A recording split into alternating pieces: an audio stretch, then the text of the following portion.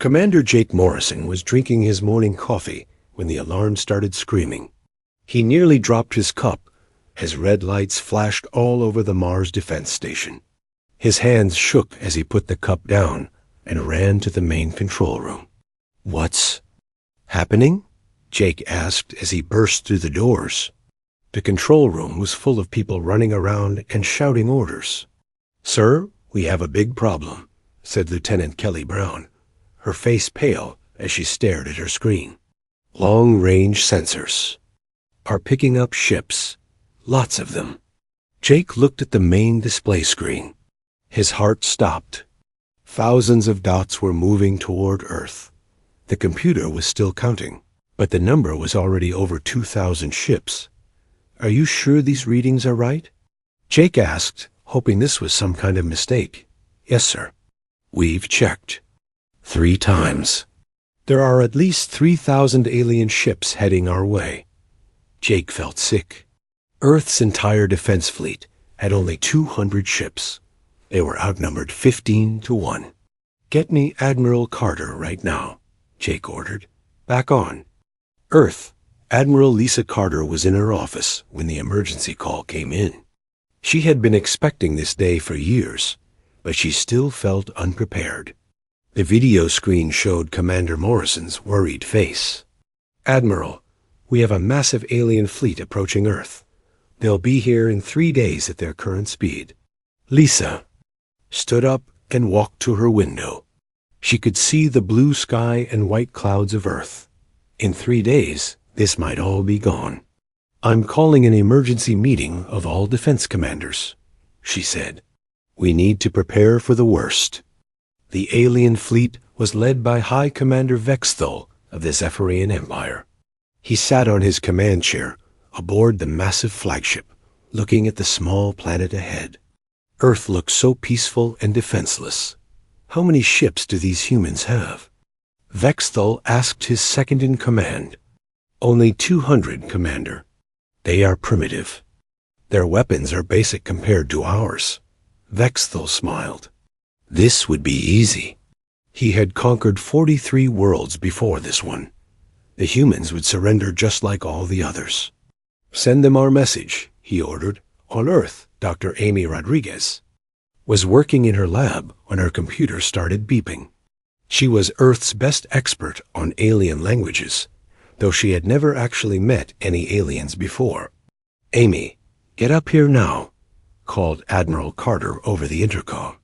"We're getting a message from the aliens." Amy ran to the command center. The main screen showed strange symbols and sounds that hurt her ears. She had studied alien languages for years, but this was different from anything she had seen. "Can you understand it?" Admiral Carter asked. Amy worked on her computer, trying to translate the message. After an hour, she looked up with fear in her eyes. "They want us to surrender. They say we have 72 hours to give up completely, or they will destroy every human on Earth." The room went quiet. Everyone stared at the screen. "What else?" "Does it say?" Carter asked. "They call us primitive. They say we are dangerous because we are unpredictable. They've done this before, Admiral. They've destroyed 43 other worlds." President Dan Walker was in the White House when he got the news. He sat in his chair and put his head in his hands. "How do you tell the world that aliens want to wipe out humanity? What are options?" He asked General Kate Phillips, who was sitting across from him. "We can surrender and hope they let us live. Or we can fight and probably die," Kate said. "Honestly, have any of the other worlds they conquered survived?" "No, sir. According to the message, all 43 worlds are gone. No survivors." President Walker stood up and walked to the window. He could see people walking on the street below. They had no idea what was coming. "Then we fight," he said. "If we're going to die anyway, we might as well go down fighting."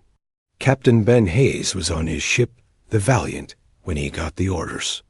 He was to prepare for battle against impossible odds. His crew was young and scared, but they were ready. To fight. Sir, how can we win against 3,000 ships? Asked his young pilot, Lieutenant Alex Turner. I don't know if we can win, Alex, but we can make them pay for every inch of space they take. The Zephyrian fleet moved closer to Earth. High Commander Vexthol was confident. He had the best weapons, the strongest shields, and the most advanced technology in the galaxy. These humans would be crushed in hours. Commander, we're receiving a response from Earth, reported his communications officer. Let me hear it, Vexthol said. The message was short and simple. President Walker's voice was clear and strong. We reject your demands. Earth will not surrender. If you want our world, you'll have to take it. Vexthol laughed. Foolish humans. They don't understand what they're facing. Prepare the fleet for battle. We'll show them what happens when primitive species challenge the Zephyrian Empire. Dr. Peter Kim was in his research lab, working frantically on Earth's defense systems. He had been studying the alien ships from long-range scans. Their technology was amazing, but he noticed something interesting. Admiral Carter, I think I've found something, he said over the communicator. What is it, Peter? Their ships are incredibly advanced, but they all look exactly the same. Every ship has the same design, the same weapons, the same everything. It's like they haven't changed their technology in hundreds of years. What does that mean? It means they might not be as adaptable as we are. They rely on their superior technology, but they don't innovate. They don't change. Admiral Carter thought about this. Humans were good at adapting and changing. Maybe that could be their advantage. As the alien fleet got closer, Earth prepared for war. Every human on the planet knew they were probably going to die. But they also knew they wouldn't give up without a fight. The silence of space was about to be broken by the sounds of battle. Neither side knew it yet, but this fight would change the galaxy forever. The 72 hours passed quickly. High Commander Vexthol sat in his command chair, expecting the humans to send a surrender message at any moment. But instead, something unexpected happened. Every communication system in the Zephyrian fleet suddenly activated. The humans had somehow broken into their networks. President Walker's face appeared on screens throughout the alien fleet. People of the galaxy, Walker said, his voice calm and strong. My name is Dan Walker, President of Earth. The Zephyrian Empire has demanded our surrender. They want to destroy our world like they destroyed 43 others. Vexthol was shocked. How had these primitive humans broken into their secure systems? But we will not surrender, Walker continued. We will fight. And we want every species in the galaxy to know what the Zephyrians really are. They are not liberators. They are destroyers. They don't conquer worlds. They erase them. The message spread throughout the galaxy faster than the Zephyrians could stop it. On distant worlds, alien species who had never heard of Earth suddenly learned about the humans who dared to defy the mighty Zephyrian Empire. Turn off that transmission. Vexthol shouted at his officers. We're trying, Commander, but they keep switching frequencies. Every time we block one signal, they start broadcasting on another. General Kate Phillips was in the war room on Earth, coordinating the defense. She had been planning this moment for years. Earth's military leaders had always known that if aliens ever came to Earth, they would probably be stronger than humans. Operation Hornet's Nest is now active, she announced to her commanders. We're not going to fight them head-on. We're going to sting them and run. We're going to make them chase us through asteroid fields and around planets.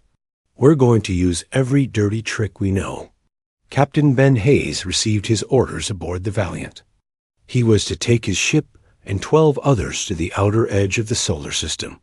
Their job was to harass the alien fleet and make them angry. Sir, this seems like suicide, said Lieutenant Alex Turner, reading the mission orders. Maybe it is, Ben replied.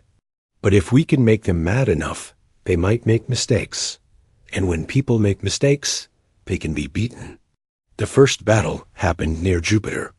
The Zephyrian fleet was moving in perfect formation, just like they had done for thousands of years.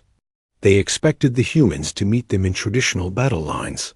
Instead, the human ships appeared from behind Jupiter's moons, attacked quickly, and disappeared again. The alien ships were too big and slow to follow. What kind of cowardly tactics are these? Vexthul demanded. Why don't they fight us properly? Commander, they destroyed 3 of our ships and damaged 5 others before we could even target them, reported his tactical officer. How is that possible? Our shields are supposed to be impenetrable. Dr. Amy Rodriguez was watching the battle from Earth's command center. She had been studying the alien ships and their tactics. Something was bothering her. Admiral Carter, I think I understand something about these aliens, she said. What is it, Amy? They're not used to fighting. Look at their battle formations. They're perfect, but they're also rigid. They move like they're in a parade, not a battle. Admiral Carter looked at the tactical display. Amy was right.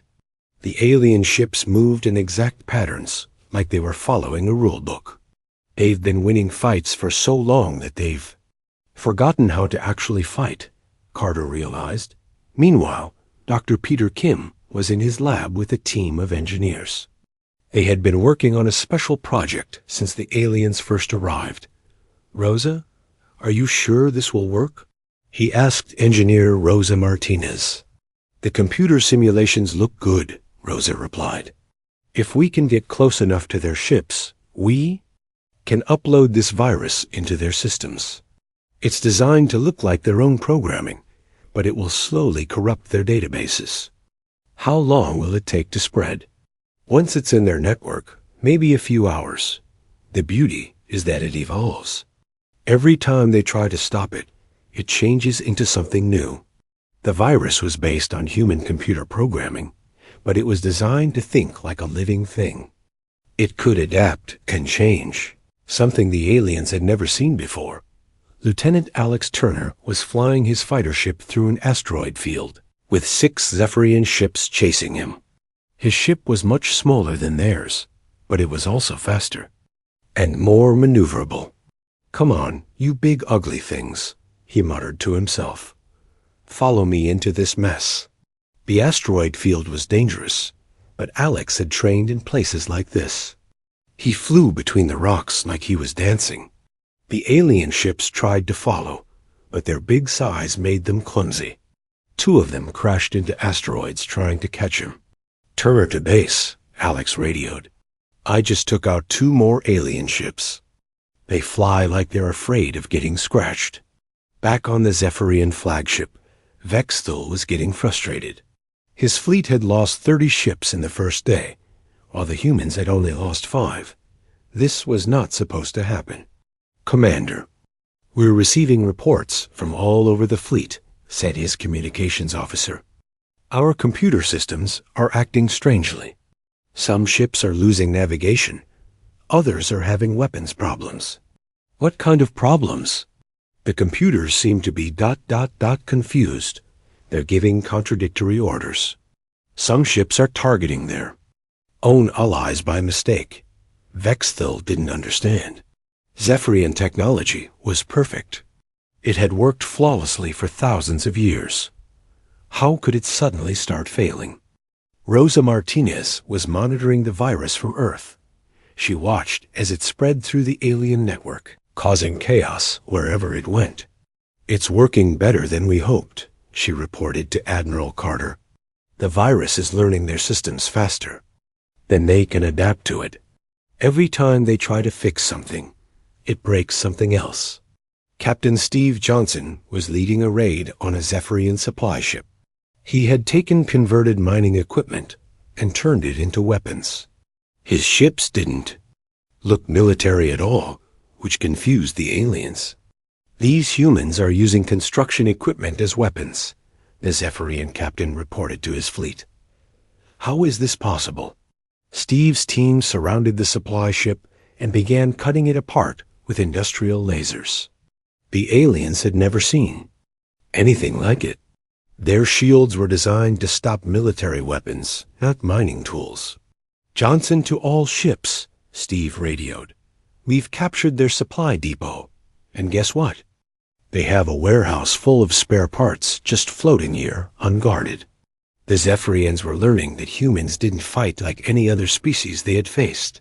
Humans used mining equipment as weapons, turned their own asteroids into missiles, and hid inside comet tails to avoid detection. "These humans are insane," complained Sub-Admiral Kefter to his commander. "They don't follow any logical battle strategy. They attack supply ships with construction equipment.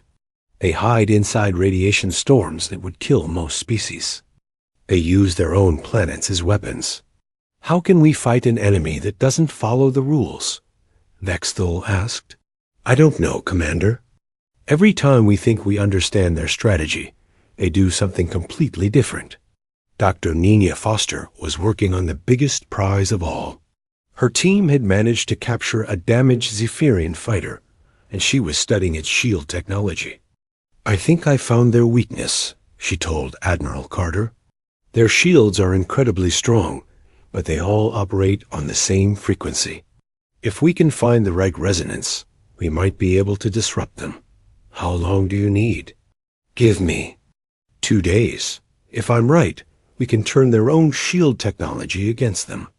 As the second day of fighting ended, the Zephyrian Empire was facing something they had never experienced before: doubt. For the first time in their history, they were not winning easily. High Commander Vexthul looked at his casualty reports. He had lost over 200 ships and hadn't conquered a single human world. The humans were still fighting, still broadcasting their defiance to the galaxy. "Commander," said his intelligence officer, "we're receiving reports from across the Empire. Some of our subject species are asking questions about this battle. They want to know how a primitive species is fighting us so effectively." "What kind of questions?" "They're asking if humans are really as primitive as we claimed. They're asking if other species could fight us too." Vexthul felt a chill run down his spine. For the first time in his life, he wondered if the Zephyrian Empire might actually lose a war. 3 weeks into the war, the Zephyrian Empire was facing its first real defeat in 1,000 years. High Commander Vexthul stood in his command center, staring at reports that made no sense to him. "Commander, we've lost 600 ships," reported his tactical officer. "The humans have lost only 40. How is this possible?" Vexthul demanded. "We have the best technology in the galaxy.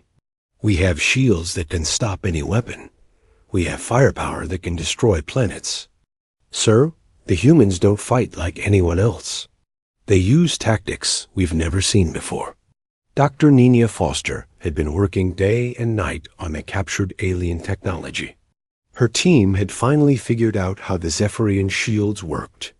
She called Admiral Carter with the news. "Admiral, I've got it," Nina said, her voice tired but excited. "The alien shields all use the same frequency. It's like they're all tuned to the same radio station. What does that mean for us?" "It means we can disrupt all their shields at once. I've modified our communication arrays to broadcast a signal on their shield frequency. When we turn it on, their shields will fail." Admiral Carter felt hope for the first time since the war began. "How long do you need to set this up?" 6 hours. "But Admiral, we only get one shot at this. Once they figure out what we're doing, they'll change their shield frequency." Commander Jake Morrison was leading a dangerous mission to plant explosives on a Zephyrian mothership.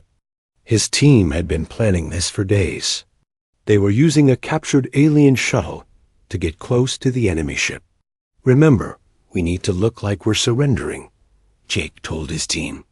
"Once we're inside, we plant the bombs and get out fast." The Zephyrian mothership was huge, bigger than any human building. Jake's team flew their shuttle into the ship's docking bay. The aliens thought they were prisoners being brought aboard. Stay calm, Jake whispered to his team as alien soldiers surrounded them. Let them think they've won. The aliens were so confident in their victory that they didn't search the shuttle carefully. Jake's team had hidden their explosives inside medical supplies. The aliens thought they were treating wounded humans. Engineer Rosa Martinez was having amazing success with her computer virus. It had spread through most of the Zephyrian fleet, causing chaos everywhere. The virus is working better than we hoped, she reported to General Kate Phillips. It's learning to speak their computer language and then teaching their own computers to fight each other. What kind of problems is it causing? Everything. Their navigation systems are sending ships to the wrong places. Their weapons are shooting at their own allies. Some ships are broadcasting human music instead of military orders. Rosa smiled as she watched her virus work. It was like watching a very smart dog learn new tricks. Every time the aliens tried to fix something, the virus learned from there attempts and got smarter. Captain Steve Johnson was leading another unconventional attack. This time, he was using converted cargo ships filled with rocks and metal scrap. His plan was to ram them into the alien ships at high speed. This is crazy. Even for us, said his co-pilot, Lieutenant Mary Lou. Crazy is what we do best, Steve replied. The aliens expect us to use proper military tactics. Instead, we're going to throw garbage at them. Steve's ships accelerated toward the alien fleet. The Zephyrians saw them coming, but didn't understand what they were seeing. The human ships looked like flying junkyards. What are those humans doing? Asked Sub-Admiral Kefter. I don't know, sir. Their ships appear to be throwing things at us. The converted cargo ships released their loads of scrap metal and rocks. Thousands of pieces of debris flew toward the alien ships at incredible speed. The Zephyrian shields were designed to stop energy weapons, not physical objects. The debris tore through the alien fleet like bullets through paper. Dozens of ships were damaged or destroyed by what was essentially space garbage. How did they turn trash into weapons? Vexthal asked his engineers. Commander, I don't understand it either.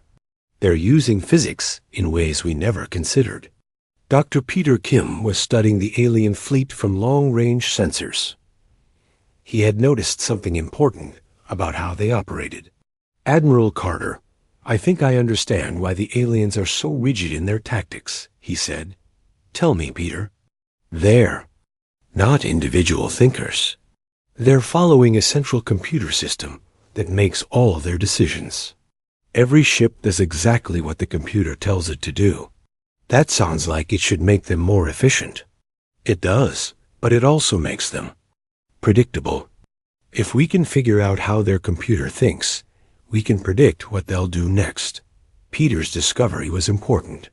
The Zephyrian Empire had become so dependent on their technology that they had stopped thinking for themselves. Their computer system was incredibly advanced, but it couldn't adapt to completely new situations. Meanwhile, Commander Jake Morrison and his team were deep inside the alien mothership. They had planted explosive charges throughout the ship's power core. Now they needed to get out before the bombs went off. We've got company, whispered Lieutenant Kelly Brown, pointing at alien guards approaching their position. Jake's team had to fight their way back to their shuttle. The aliens were confused by the humans' presence on their ship. They had never had enemies infiltrate their vessels before. How did these humans get aboard? The alien security chief asked. They used one of our own shuttles, sir. They pretended to be prisoners. Impossible. Our security is perfect. Jake's team reached their shuttle just as the explosives went off. The alien mothership shuddered as its power core exploded. Emergency lights flashed throughout the massive vessel. Mothership destroyer is losing power, reported the communications officer on Vexthal's flagship. They're requesting immediate assistance. How did the humans get aboard that ship? Vexthal demanded. We're not sure, Commander. They seem to have disguised themselves as our own people. Dr. Amy Rodriguez was intercepting alien communications and translating them for Earth's military leaders. What she heard was encouraging. "Admiral, the aliens are starting to panic," she reported. "Their communications are full of confusion and fear. They're asking each other how humans are doing things that should be impossible. What kind of things? They can't understand how we turn mining equipment into weapons. They can't figure out how we make computer viruses that think. They're completely confused by our tactics." The truth was that humans were doing things the Zephyrians had never imagined. The aliens had conquered 43 worlds, but all of those species had fought in predictable ways. They had used traditional military tactics and conventional weapons. Humans were different. They used creativity and imagination as weapons. They turned everyday objects into tools of war. They fought with their brains as much as their guns. Captain Ben Hayes was coordinating attacks from multiple human fleets. He was watching the alien formation on his tactical display when he noticed something interesting. "Alex, look at this," he said to Lieutenant Alex Turner. "The aliens always move in the same patterns. When we attack from the left, they always respond by moving right. When we attack from above, they always move down." "It's like they're following a playbook," Alex observed. "Exactly. And if they're following a playbook, we can figure out what's on the next page." Ben started testing his theory. He ordered small attacks on different parts of the alien fleet, watching how they responded. After several hours, he had figured out their pattern. "Kate, I think I can predict what the aliens will do next," he radioed to General Phillips. "What do you mean?" "Their computer system follows logical rules. If we attack their left flank, they'll reinforce their right flank. If we attack their rear, they'll fall back to a defensive position. They're predictable." General Phillips realized what this meant. If we can predict their moves, we can be waiting for them when they get there. Dr. Nenia Foster was ready to test her shield-disrupting technology. She had modified Earth's communication satellites to broadcast on the alien shield frequency. "Admiral, we're ready to bring down their shields," she reported. "How long will the effect last?" "Maybe 10 minutes. Once they figure out what we're doing, they'll change their frequency. 10 minutes should be enough. All ships, prepare for Operation Shield Break." Across the human fleet, weapons were charged and targeting systems activated. For the first time in the war, they would be able to attack the aliens without their shields protecting them. "Activate the signal," Admiral Carter ordered. Throughout the Zephyrian fleet, shields suddenly flickered and failed. For a few seconds, the aliens didn't understand what was happening. Then the human attack began, thousands of missiles and energy. Beams struck the alien ships. Without their shields, the Zephyrian vessels were just as vulnerable as human ships. The aliens watched in horror as their invincible fleet began to burn. "Shields are down across the entire fleet," reported the tactical officer on Vexthol's flagship. "We're taking heavy damage. How is this possible?" Vexthol screamed. "Our shields have never failed before." "Sir, the humans are broadcasting some kind of signal that's disrupting our shield generators." For the first time in his life, Commander Vexthol felt fear. His mighty empire was being beaten by a species they had thought was primitive. The silence of his damaged fleet spoke louder than any words could. The news of the Zephyrian fleet's damaged shields spread across the galaxy faster than light. On distant worlds, alien species that had lived in fear of the Empire for centuries suddenly felt something they had forgotten. Hope. Dr. Carlos Mendez was leading Earth's psychological warfare division. His job was to make sure every species in the galaxy knew that the mighty Zephyrian Empire could be beaten. "We need to show everyone that the Zephyrians are not invincible," he told his team. Every time we win a battle, we broadcast it to the entire galaxy. Carlos had been a history teacher before the war. He knew that sometimes the most powerful weapon was an idea. The idea that the strong could be defeated by the clever. On the planet Zarian, a species called the Deltans had been slaves to the Zephyrian Empire for 300 years. They worked in mines and factories, never daring to rebel. But now they were watching human broadcasts showing Zephyrian ships being destroyed.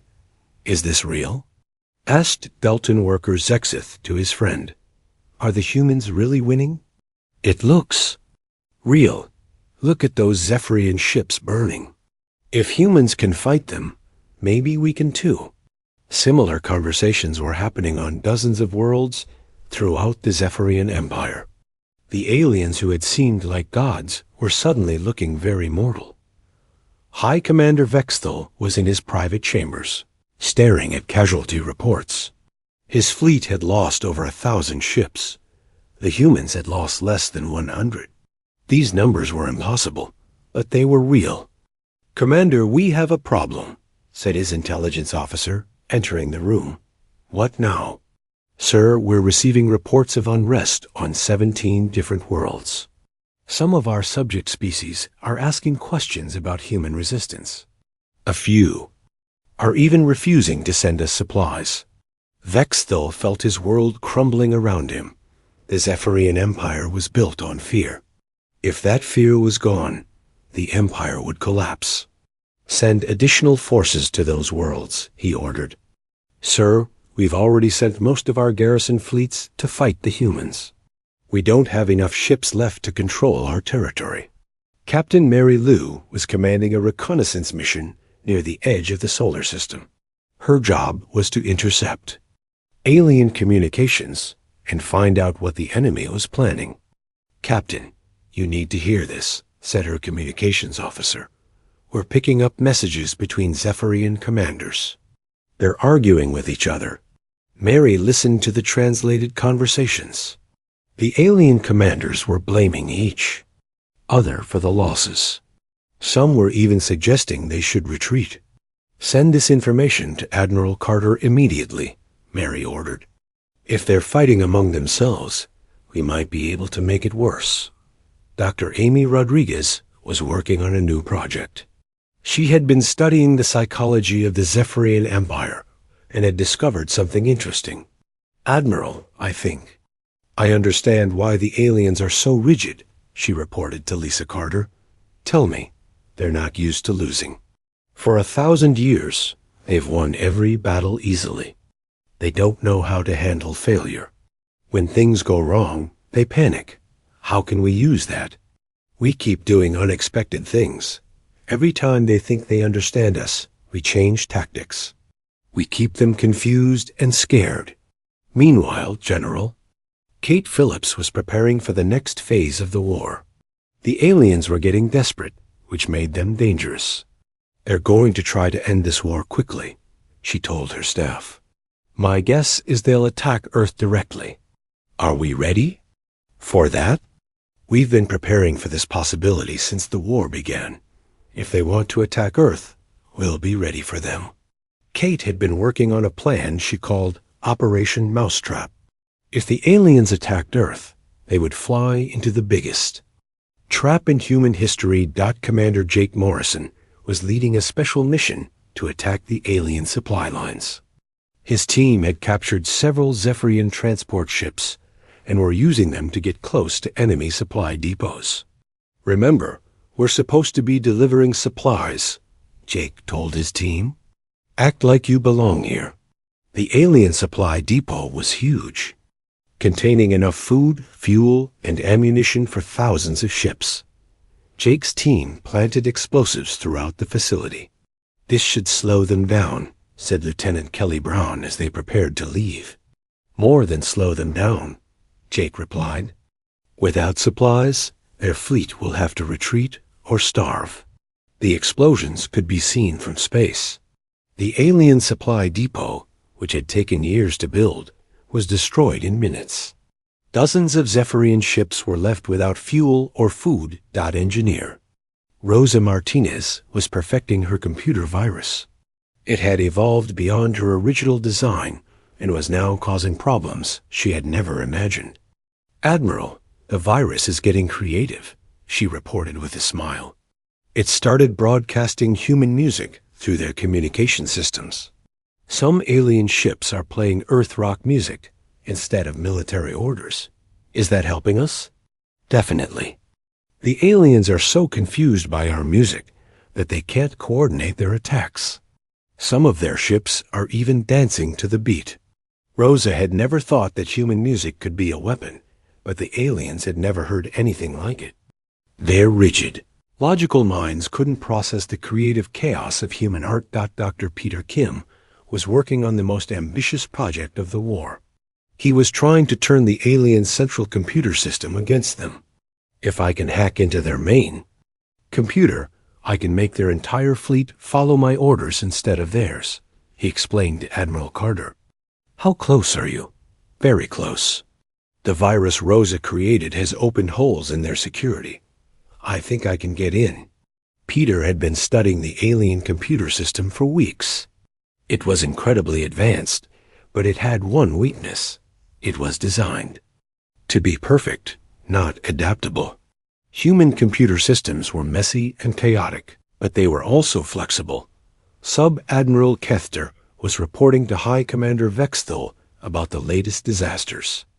The news kept getting worse. "Commander, we've lost contact with Supply Depot 7. It appears to have been destroyed." "How did the humans find it?" "We don't know, sir. They seem to be everywhere at once." "What about our computer systems?" "Sir, they're still malfunctioning.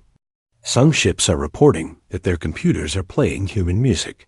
Others say their navigation systems are sending them to random locations." Vexthal couldn't understand what was happening. The Zephyrian Empire had the most advanced technology in the galaxy. How could a primitive species cause so much chaos? Captain Steve Johnson was leading the most unusual attack of the war. His team had captured a Zephyrian communications ship and were using it to send fake orders to the alien fleet.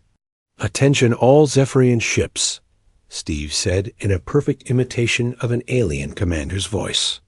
"You are ordered to return to base immediately for emergency repairs." "Will they believe it?" asked his communications officer. "Let's find out." To their amazement, several hundred alien ships began leaving the battle area. The Zephyrian fleet was so confused that they couldn't tell real orders from fake ones. "Steve, to all human ships," he radioed. "The aliens are retreating. I repeat, the aliens are retreating." But the retreat was only temporary. High Commander Vexthal quickly realized what was happening and recalled his ships. But the damage was done. The human fleet had gained valuable time to reposition and resupply. Dr. Nina Foster was working on an even more powerful version of her shield-disrupting technology.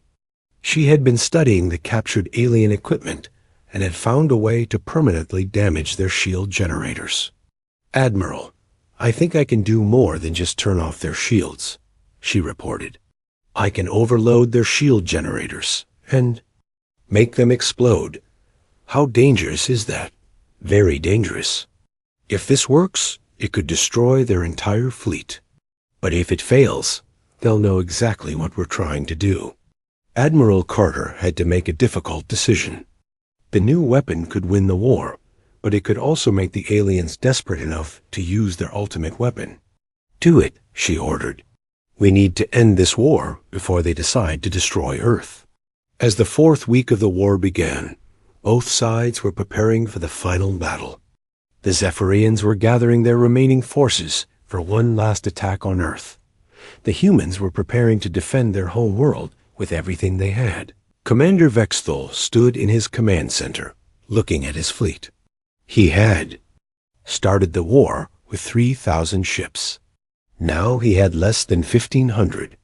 But those ships were still enough to destroy one small planet. "Prepare the planet killer weapon," he ordered his weapons officer. "Sir, are you sure?" We've never used it on a world with this many inhabitants. I don't care how many humans die. This war ends now. The planet killer weapon was the Zephyrian Empire's most terrible device. It could crack a planet's crust and boil its oceans. It had been used to destroy the last defenders of 43 worlds. On Earth, Dr. Peter Kim was making his final attempt to hack the alien computer system. He had one chance to turn their own technology against them. "Admiral, I'm in," he reported to Carter. "I have access to their main computer. What do you want me to do? Can you turn off their weapons? Better than that, I can make them target each other." Peter's fingers flew across his keyboard. He was rewriting the alien computer's targeting system, making it see friendly ships as enemies.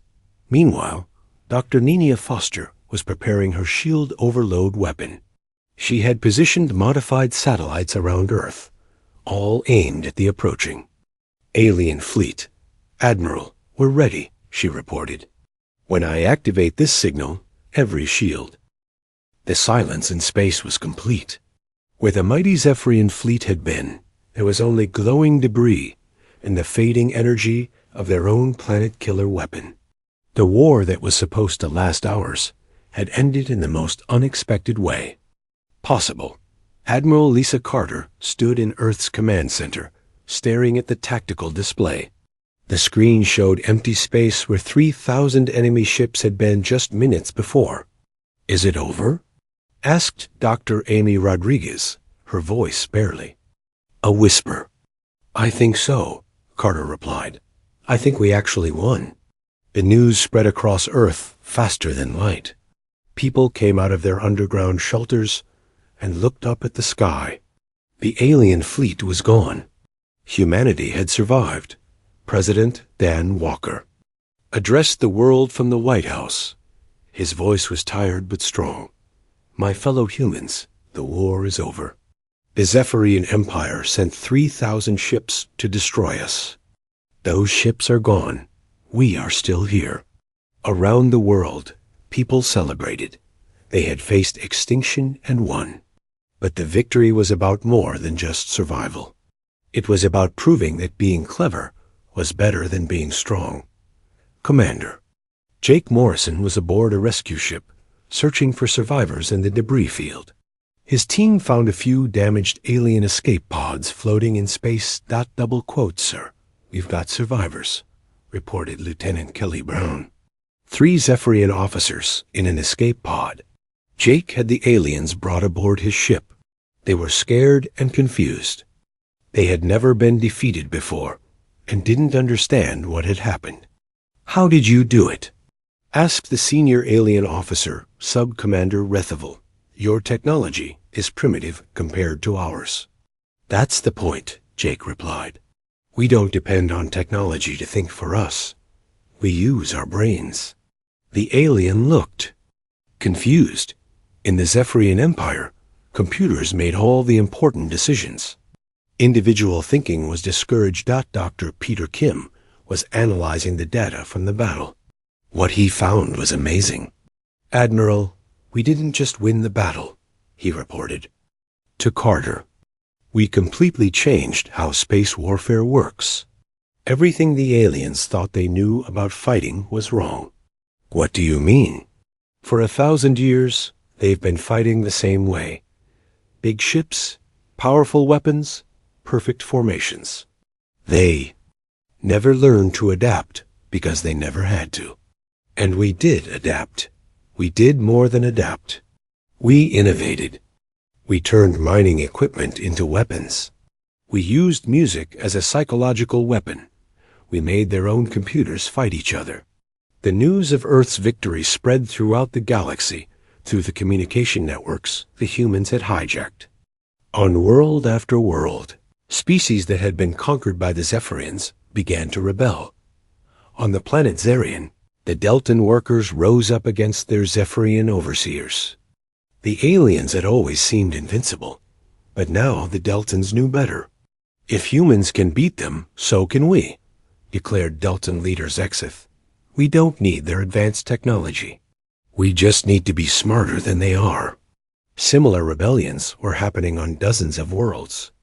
The Zephyrian Empire, which had seemed eternal, was crumbling. Captain Ben Hayes was leading a mission to pursue the few Zephyrian ships that had escaped the battle.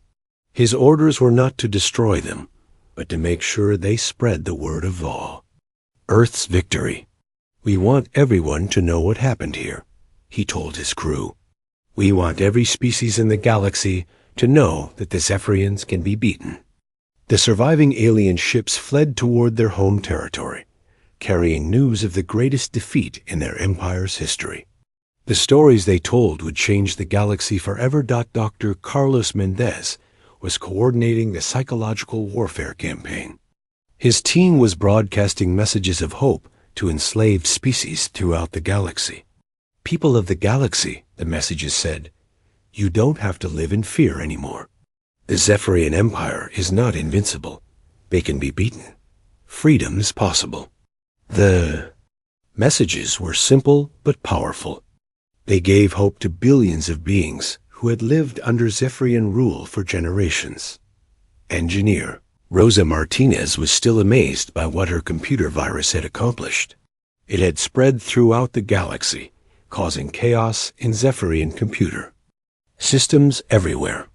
"Admiral, the virus is still active," she reported. "It's spreading to Zephyrian systems on dozens of worlds. Their entire computer network is compromised." "What's it doing now?" "It's teaching other species how to fight back. It's sharing human tactical knowledge with anyone who wants to learn." The virus had become more than a weapon. It had become a teacher, spreading human knowledge of warfare and resistance throughout the galaxy. Captain Steve Johnson was leading a diplomatic mission to contact some of the rebelling worlds. His job was to offer Earth's help to anyone who wanted to fight for freedom. "We're not trying to build an empire," he told the alien representatives. "We just want to help people be free." The aliens were amazed by this concept. In their experience, powerful species always tried to conquer weaker ones. The idea that humans would help without expecting anything in return was revolutionary. Dr. Nina Foster was working on peaceful applications of her shield technology. Instead of using it as a weapon, she was developing it as a defense system for Earth's new allies. "We can give this technology to any species that wants to defend itself," she told Admiral Carter. "The Zephyrians won't be able to conquer anyone else." "Are you sure we should share our technology?" "Admiral, the best way to stay free is to help others be free too." 6 months after the battle, the Zephyrian Empire was in complete collapse. Most of their subject worlds had declared independence. The few remaining Zephyrian forces were in hiding, afraid to show themselves. President Dan Walker was preparing for a historic speech. He was going to address the entire galaxy, offering friendship and alliance to any species that wanted it. "People of the galaxy," he said, his words broadcast to billions of worlds. "Earth extends its hand in friendship to all who seek freedom. We have shown that the strong can be defeated by the clever. We have proven that courage is stronger than fear." The response was overwhelming. Hundreds of species requested Earth's help in building their own defenses. The galaxy was transforming from a place of fear to a place of hope. Admiral Lisa Carter was standing in her office, looking out at the stars. 6 months ago, those stars had seemed full of enemies. Now they were full of potential friends. "Admiral, we're receiving a message from the Galactic Council," reported Dr. Amy Rodriguez. "They want to meet with Earth's representatives." The Galactic Council was an organization of free species that had been driven underground by the Zephyrian Empire. Now they were emerging, offering to work with Earth to build a new kind of galaxy. Commander Jake Morrison, now promoted to Admiral, was aboard humanity's first interstellar ship. He was leading a mission to explore the galaxy and make contact with other species. "Sir, we are receiving signals from dozens of worlds," reported Lieutenant Alex Turner, now a commander himself. "They all want to meet with humans."